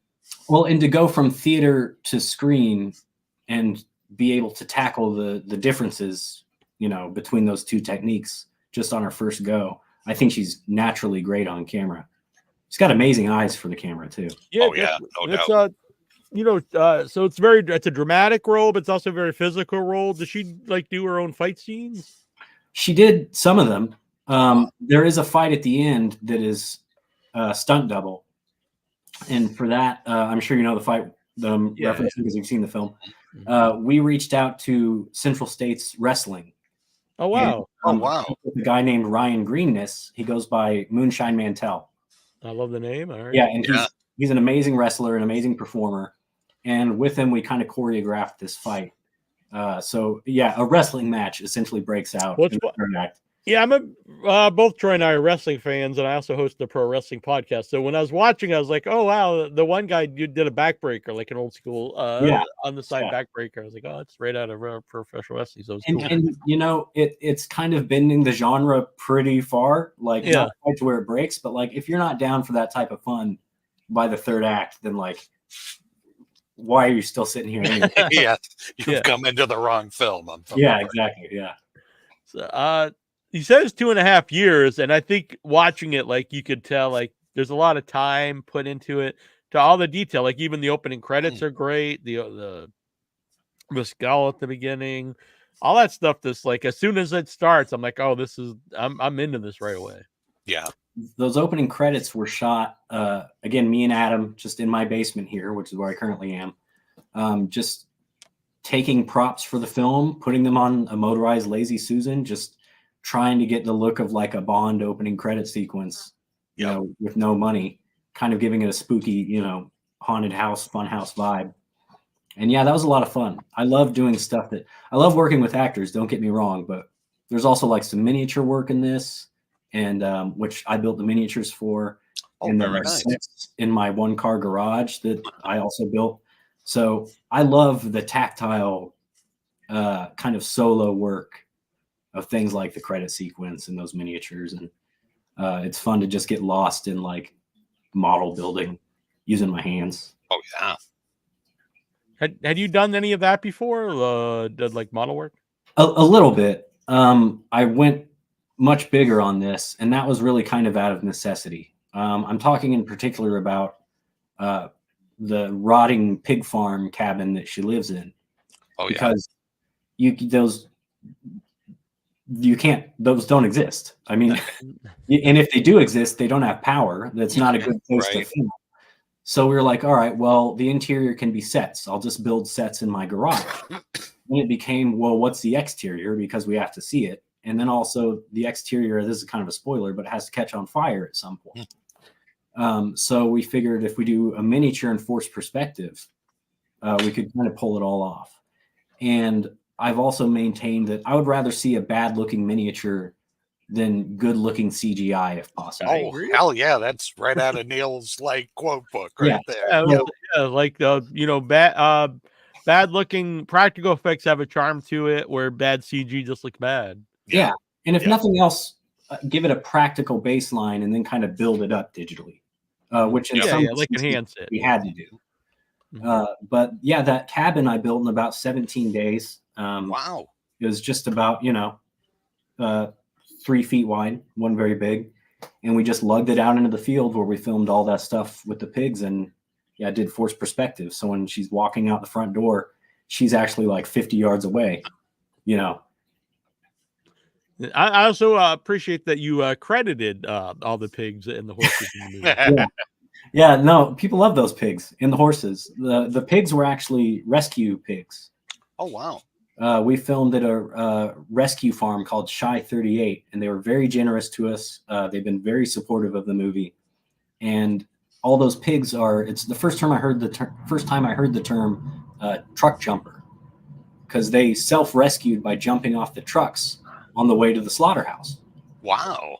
So some of these pigs were also huge, which was very intimidating to film with once we got them in a feeding frenzy. Which those body parts, by the way, are all vegetable matter. Oh, because it's a vegan rescue operation too. Oh wow! So yeah, that's wild. The body parts were like we hollowed out butternut squash and stuffed it with cherries and beet juice and stuff. And we were like, oh, I really hope the pigs like this, and they liked it. They were knocking me all around, you know, fighting over that. Shout out to Melody K here, our guest last week. She's watching. Hello, Melody K. I'm looking forward to her movie coming out. How about so much stuff going on in the movie. The costumes, like you know, where do you get all the wardrobe? Some of it, you know, for the hero characters, there's a website a lot of people use. I think it's called Historical Emporium. It's one of the big just Western period Victorian costume sites. And then for some of the other characters, we just, you know, scoured thrift stores. And I just would, you know, tea stain clothes, paint them myself. Yeah. Because a lot of people, you know, you're just, a lot of the characters in this are poor. It's part of the story. So we would just get Henley shirts and stain them horribly and tear them up. And you know, I'd just take a file to them, or honestly just leave them outside with coffee stains on them for a week and then wash them and see what they look like, you know. Yeah. But it was fun to build the costumes up, particularly Sherry's all black ensemble that she has by the end of the film was something that I had a very specific vision for. And it's actually a very direct homage to a lesser known Italian Western called Star Black. It also goes by Johnny. I'm familiar with that, yeah. But the whole notion of the like black hood with the black hat to where you're just this void is I just stole that directly. I like that movie, but I like that costume more than I like the movie. Yeah, no, I like that. I want to put that costume in a more exciting film. Yeah. I like that though. So, well, by the way, what are some of your favorite? We'll go with the westerns first that would have like inspired the movie. That inspired this one because it's a long list. I love westerns. Back there in my film collection, there's a fair amount of westerns. But I thought a lot about 4 of the Apocalypse when I made this, which is one of Fulci's westerns. Particularly, it has a pretty nasty torture scene in it, which is kind of a trope of a lot of these films. And I've got my own in this as well. But that has a flaying scene that's pretty nasty. Cutthroats 9 is another one that was on my mind a lot. And some of my favorite westerns that I wasn't necessarily homaging here because they're much more expensive looking than I could ever do. I love The Great Silence. I love The Big Gun Down, Day of Anger, Day of the Outlaw. I mentioned Star Black earlier. That's a fun movie. And most recently, I was just turned on to a friend of mine, Gary Huggins, also collects 16mm film and is a local filmmaker, just made a movie called Kick Me. And he showed me a film just called Cowboy that he had a print of with Jack Lemmon. And that's a great film too. So I could go deep on westerns. I could talk westerns. All right. Yeah, no, that's cool. And how about horror from that era? A lot of Fulci films were on my mind, obviously making this. There's very direct ties to the Beyond in this with the lead character. Tenebrae. I think I mentioned Tenebrae by name in the script actually as a reference point. Okay. For someone else gets their hand removed from their body. Mm-hmm. And I think the script said that it paints the walls like Tenebrae. And let's see what else. House by the Cemetery. And actually outside of Italian stuff, I was also pretty influenced just for the level of weirdness that some of these films reach that I wanted to emulate. Hong Kong and Japanese horror. I watched a lot of like Boxer's Omen and stuff when making this. And, we don't go quite that weird, but I wanted a bit of that flavor in here as well. Yeah, I really loved it. So who was how about like the gore? Had you worked with a lot of gore before? The practical gore was done by Jake Jackson, who is also a producer on this. And he did the Grim Reaper design as well. Yeah, which is amazing, amazing Grim Reaper. Maybe maybe the best looking Grim Reaper in a movie. It's right up there. It really is. Yeah. I'm sure you'd appreciate that. And we talked a lot about how we just didn't want yet another just skull. Yeah. And if we're referencing Italian films here, we were like, let's make them look like the cover of Zombie 2. Oh, hell yeah. Why? Something that still like has some flesh hanging to it and looks like an Italian zombie version of a Grim Reaper. Yep. But he's an incredibly talented practical effects artist and does very good realistic work. And I was the one who on this one who was really pushing him all the time, like more blood, more blood, an inhuman amount of blood. He's like, that's not how people bleed. And I'm like, doesn't matter. Like, he's just pumped up a little bit more, Yeah, exactly. Kind of give it like that Shogun Assassin, like hell yeah, spray. And why wouldn't you? Especially because his blood recipe looks so great on film. Oh, yeah. And also in the set of Molly Prey's farmhouse, the advantage of a set is you can destroy it. It's not a location. So I was like, paint the walls, like seriously, paint the walls, spray it everywhere. And I have some pictures of that day that, you can tell how happy I am. We're all blood all over us, and I've got my camera, and I finally got him to unload as much blood as I wanted. But he and I worked on my first feature, Exposure, is a monster in the woods, cabin in the woods horror film that has a full head to toe monster suit that he made. That's really have to look that one up then. Yeah. If you like those types of films, is that available anywhere? Like, is it streaming anywhere? Yeah. You can buy the Blu-ray from Scream Team releasing. Oh, cool. I know those guys. Yeah. Yeah, they're great guys. And it's also streaming on, I think, Tubi. Okay. It might be somewhere else too. I think it might be on Screenbox. It's out there. All right. Yeah, I'm gonna check that out because I loved your movie They Call Her Death, and I actually really want to check out your other work. Had you done a lot of directing of action scenes before, fight scenes? Not to this extent. Yeah. And that was another thing where I really wanted to push myself, because Exposure is a very different movie in a lot of ways. It's kind of a very slow burn, and then the last 15 minutes are insane. Okay. And I just wanted to make something that, instead of kind of being this flat line that then shoots up, I wanted to create much more of a ride for people. And that meant tightening up my action directing a bit more and really putting in the work to like choreographing stuff in a way that I hadn't before.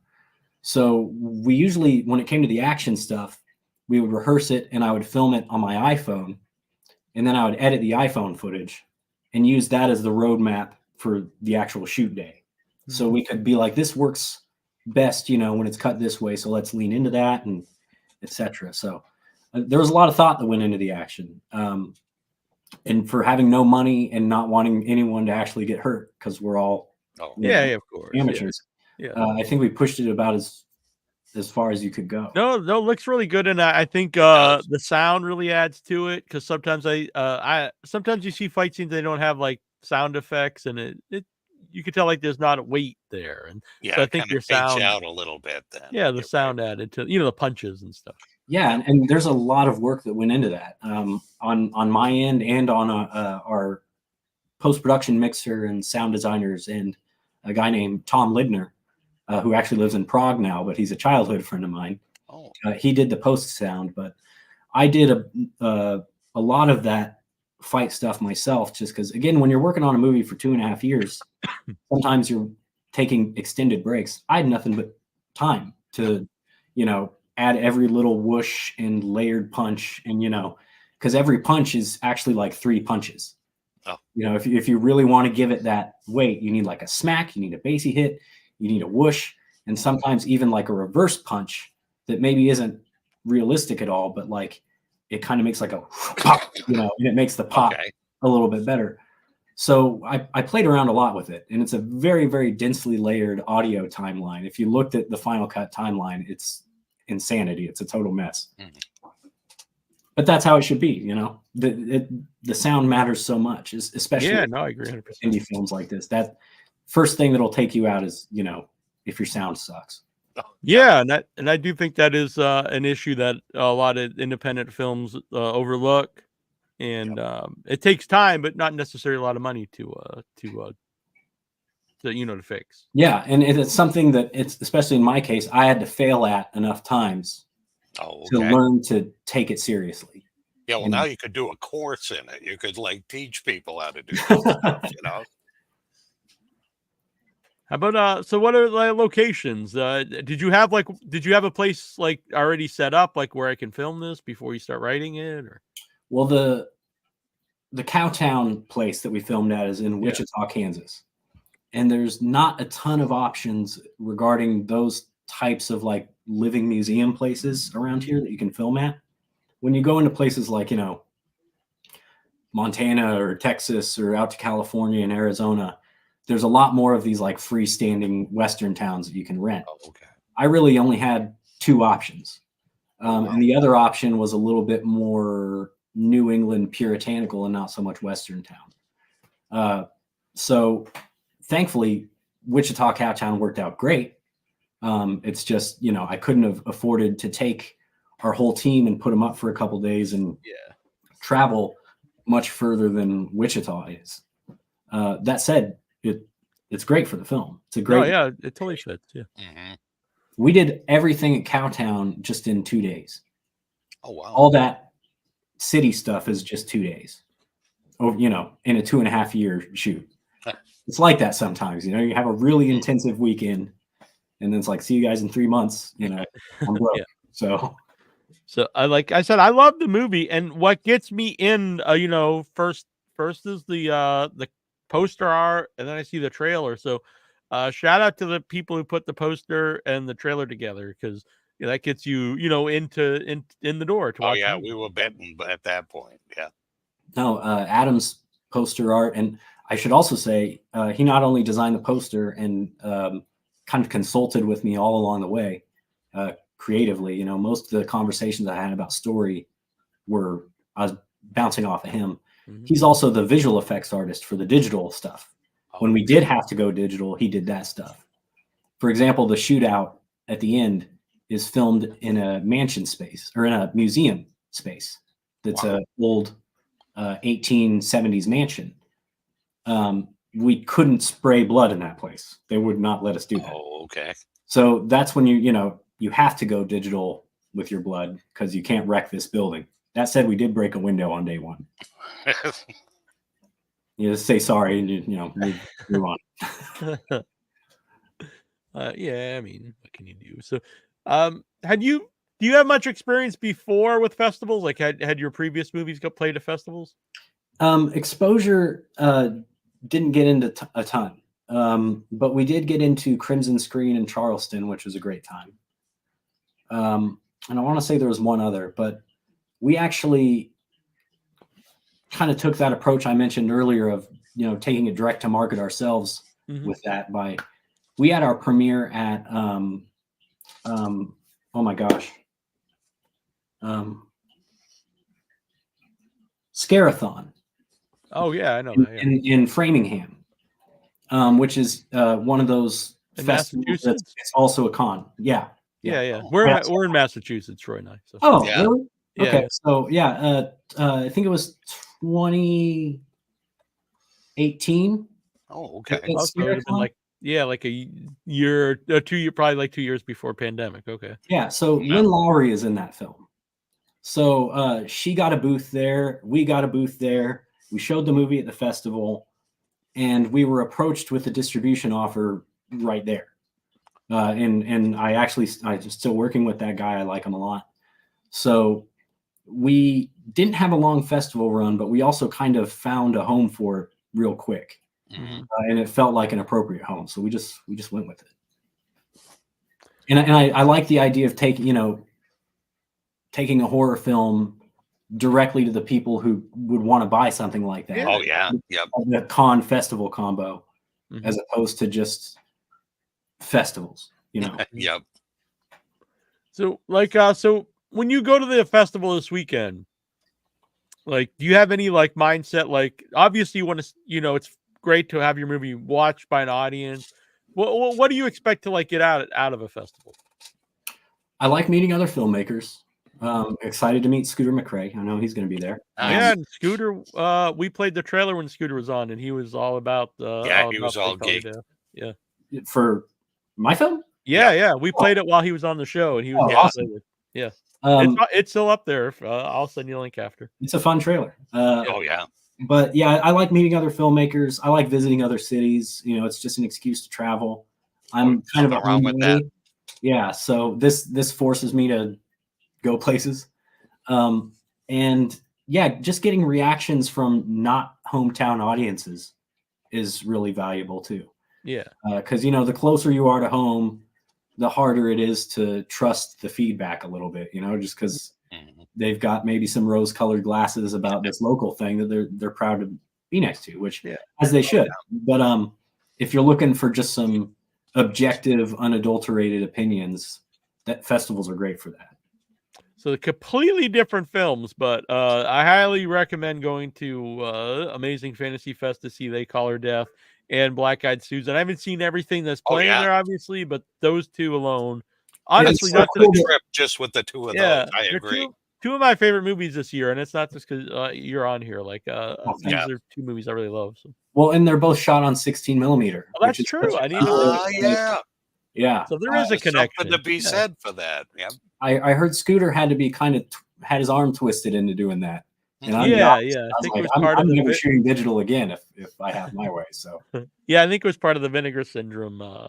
That's what he had said. So I've actually was in a movie shot in 16 millimeter.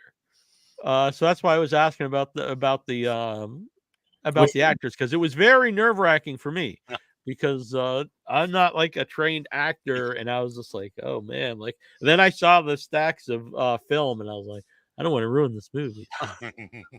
What film was that one? Well, I actually know the name of it, but I can't say the name of it. But right now it's called Untitled True Crime Film on IMDb. But I'm very much looking forward to it coming out. It's not. It's not out yet. Okay. No. Yeah, I'm normally, if I'm in anything, people ask me to do very comedic stuff, which is awesome. I love doing that. I think it's very fun. This is very, very dark and completely different than anything I've done before. So I'm just happy to hear other stuff is being shot on 16. Oh yeah. It's kind of excitement there. Yeah, it's shot by Kansas Bowling, the previous guest here on the show. Oh yeah, no, and BC Butcher was on 16 too. Yeah, I think she does all her stuff on 16. Yeah, and I'm pretty familiar with her career. Yeah, I'm sure she wouldn't mind if I tell you off the air. Troy knows. Yeah, I just she might not even mind if I said here. I don't know, but So obviously you want people to go to Amazing Fantasy Fest, but where do you want to see They Call Her Death go after this? Well, we have some irons in the fire that I'm not at liberty to discuss, but I'm very confident we've got a physical release in the future. And I am very confident that we've got some overseas theatrical stuff. Oh, nice. Well. And I'm going to try to fly out for those things too. That's awesome. I'm going to as many screenings as I can. This was 3 years of my life. Oh yeah, do it. I just want to stand next to it as much as I can. I'm proud of it. I love how it turned out. I want to interact with people about it, and yeah, I'm excited to see particularly what a non-American audience makes it. Right. Yeah. Oh, yeah. Yep. It's always interesting. Yeah, that's interesting. Because these are movies that play, obviously, it's Italian horror and Western that it's like inspired by. So yeah, that's cool. And I love that you said you want to go and see it as many places as you can. I think that's important.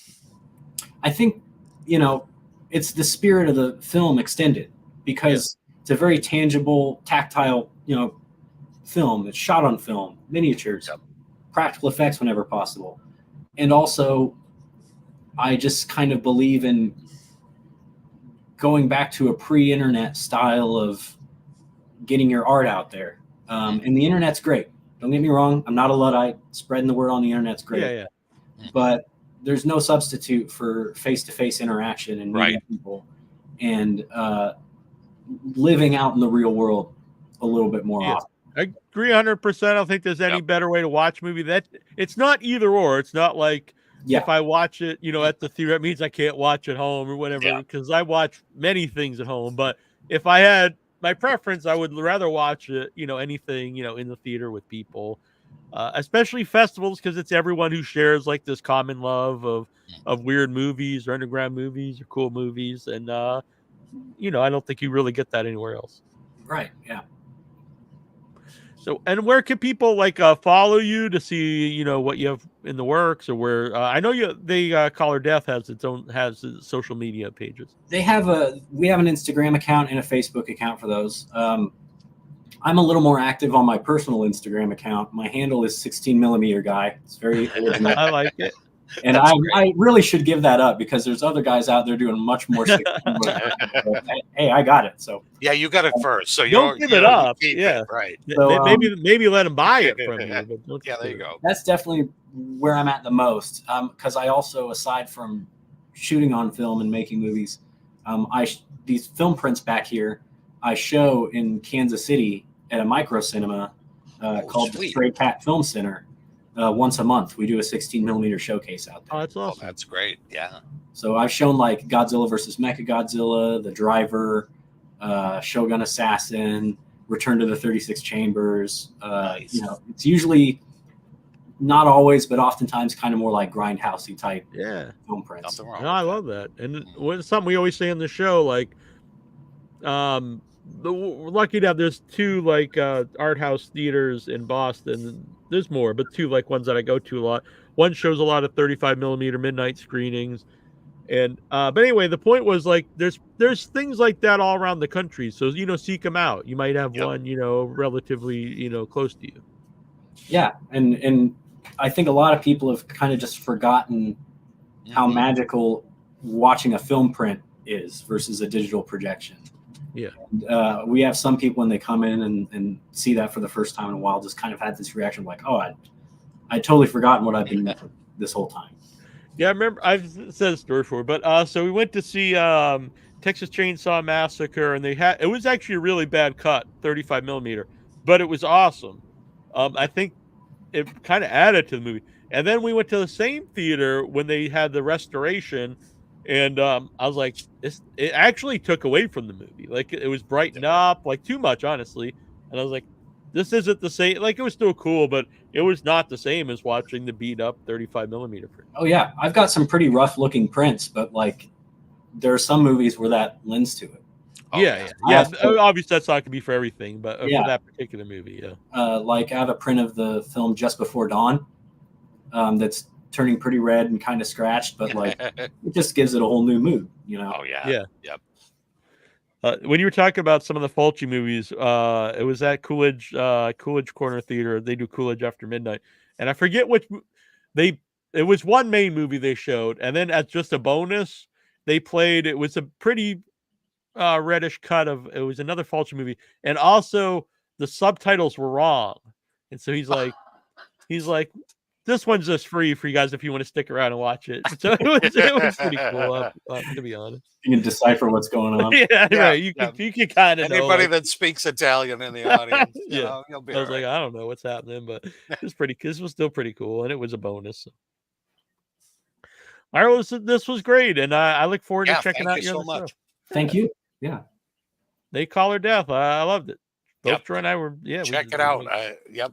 Totally I appreciate that a lot. It was a lot of fun to make. People seem to have a lot of fun watching it. Our letterboxd reviews are a lot of fun to read. Oh, nice. That's something we should mention. IMDb, Letterboxd. It does help, especially independent film, to go there and review it. So if you go to the festival, go in and review this stuff. And remember, they're independent films. So if you didn't like it, I don't want to say pretend you did, but a bad review could hurt an independent film. I got thick skin though. Yeah. But it word of mouth and all this stuff, it helps. Definitely. All right. Well, we'll talk to you soon. Best of luck. Thank you so much, guys. Anytime you'd like to come back on, let us know. Yeah. We'll do it. Take care. You as well. Bye-bye. Bye. Well, that was cool. I love They Call Her Death. Me too. Really, really dug it. So I'm not going to stay real late because I am not feeling well. No worries, Chief. We can call it a night. I just have to say a couple things here. So these are the Once and Future Smash and End Zone 2. These are the Horror Pack exclusives that you could only get if you were a subscriber to Horror Pack. I kind of hinted around about it, but we couldn't just outright tell you guys to go and get Horror Pack that month. So it's 98 and number 99. It's the only way you could get these. Also, the only way you could have got this super cool slipcover version. That's the balls right there. Is if you were a backer to our double disc Blu-ray. Ooh. I do have a surprise that a terrible one will also be getting one. Because I'm the freaking producer. So, but good to know people sweet. Sometimes. Yeah, this is amazing, and it was cool seeing. A lot of people got their copies before me, but I realize I'm on the other side of the country. I don't have a lot of light here. It looks like I have a lot of light, but I have this cool lighting, so I'm gonna just flash my flashlight here to read it. Hey now. So Once and Future Smash End Zone 2, you guys know what they're about, but I'm just gonna tell you guys some of the some of the special features on Once and Future Smash. There's deleted scenes, which features guys like Jason Minton, the Headless Critic. Producer commentary with this guy and Michael Epstein, Sophia Cassiola. Of course, actor commentary with AJ Cutler, Michael St. Michaels, and Bill Weeden. and interviews with Bill Weeden, Michael St. Michael's, AJ Cutler, and some ass named Neil Jones. End Zone 2 special features, producer commentary again with Michael J. Epstein, Sophia Cassiola, and Nasty Neil Jones. Interviews with the actors, the cast of End Zone 2, and behind the scenes feature. I was going to say featurette, but it's a straight up feature, which I am in. Well, not actually not even in that, but I filmed it, so that's pretty cool.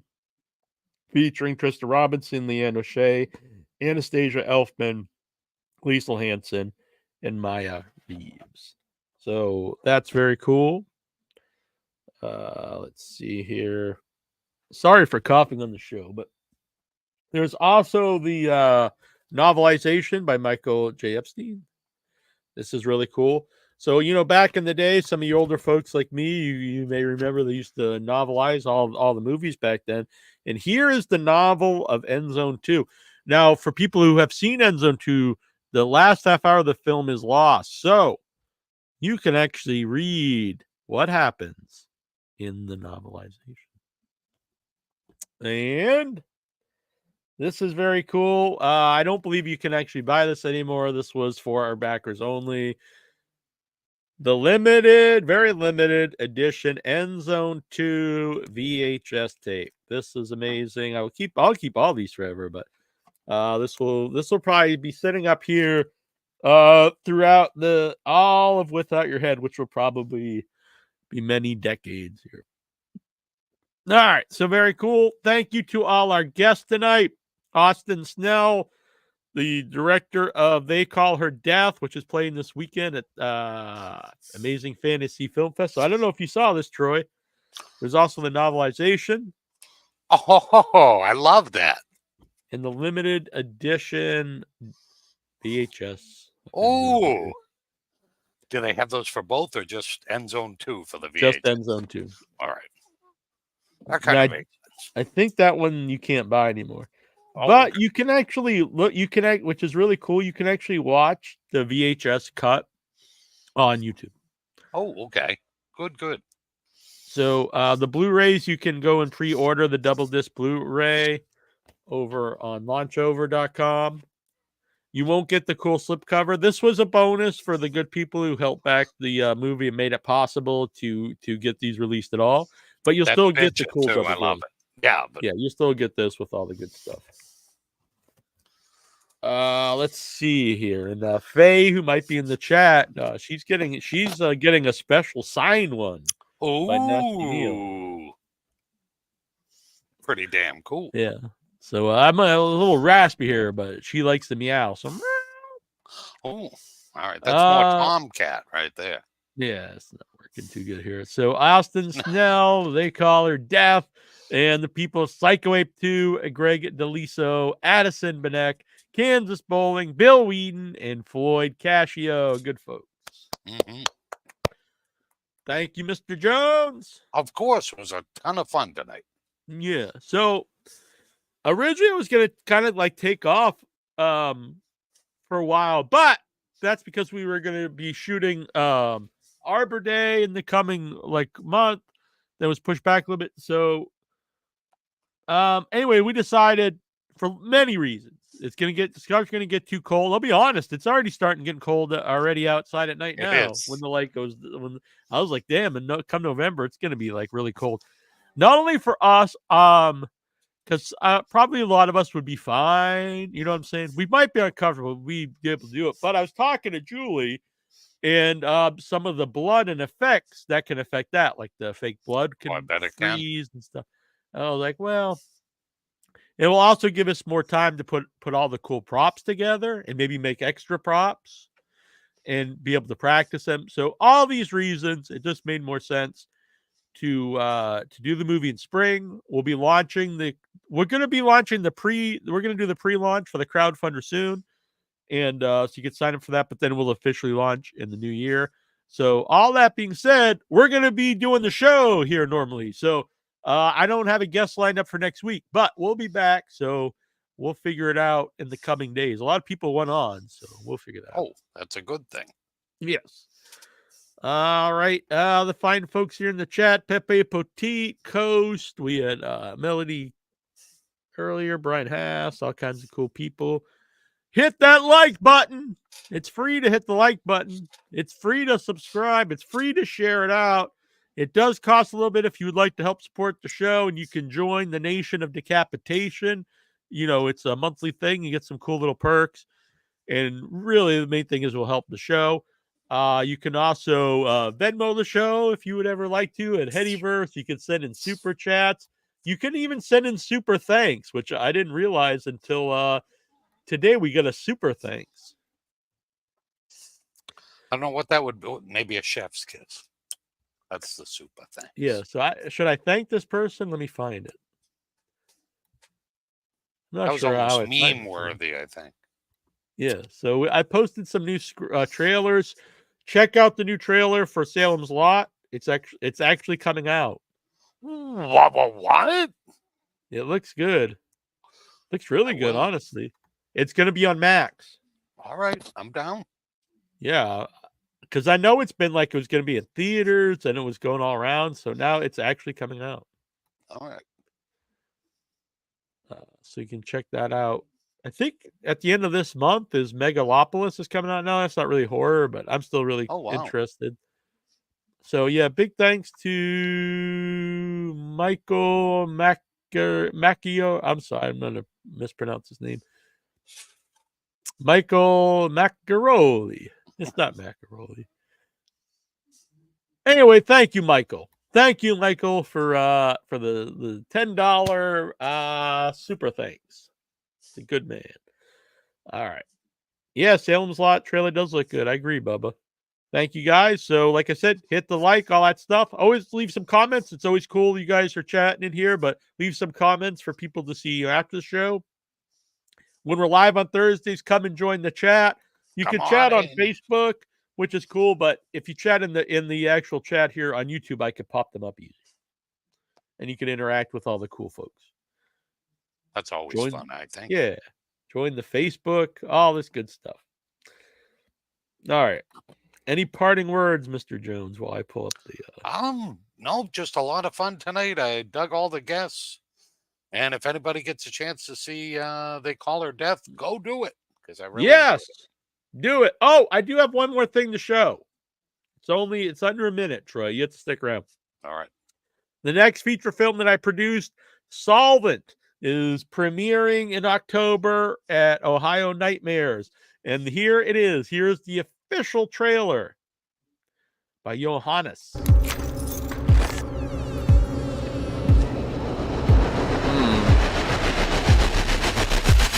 We are all dogs in God's hot car.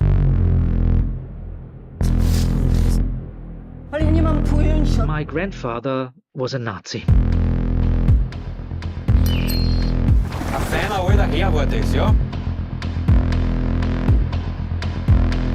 He was very fit up until his 90s.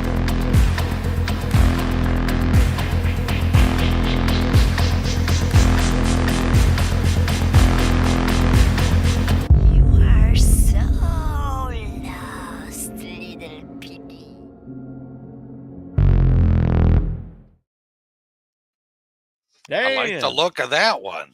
It's really We're good. all dogs in God's hot car. I like it. Yeah, it's a great film. Looking forward to that. I may be out there for the premiere with Johannes. And, too cool. So we'll try to figure that out. All right. So we're going to play us out with The Tomb of Nick Cage, because I didn't set up a music month. So all month long, we're going to listen to The Tomb of Nick Cage, one of our favorites. Nothing People who wrong put with that. together our theme song. So here we go, Troy. Until next week, this is Nasty Neil. That would make me terrible, Troy. And this is Without Your Head.